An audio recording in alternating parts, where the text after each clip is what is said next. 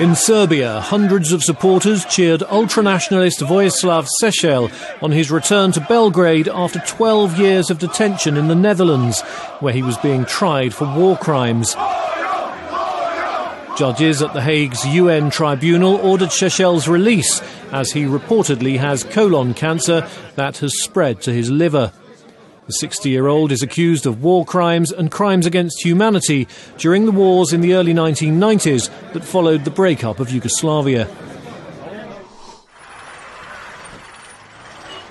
In Pakistan, hundreds of tribal families rushed from their homes following a 24-hour warning by the Pakistani security forces ahead of a fresh operation.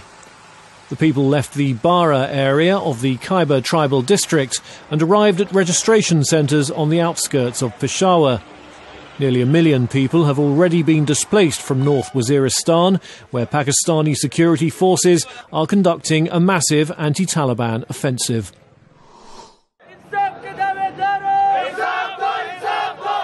Also in Peshawar, students at a private medical college accused local authorities of preventing them from transferring to state-run medical schools. The students warned they would surround the Chief Minister's house if they were not allowed to transfer. Students from state-run medical universities often find it easier to get jobs after graduating.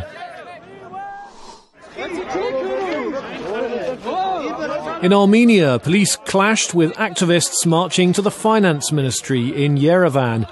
Police tried to block some 25 members of the group I Am Against from delivering a letter to the ministry in support of university guest lecturers involved in a pension dispute with the government.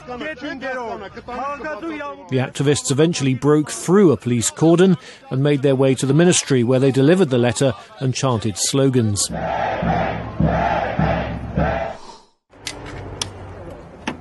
In Kazakhstan, the first electric car recharging station has opened in Almaty. An electric car promoter in Kazakhstan showed how the recharging process works. Kazakh officials say there are only about 20 electric cars in the country, most of them in Almaty and Astana.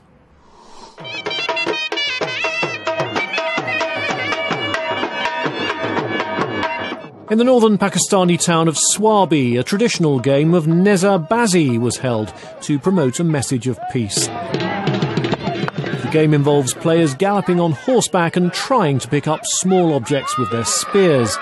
The game dates back to ancient times and was officially recognised during the British colonial era. And that's the video roundup from Radio Free Europe, Radio Liberty.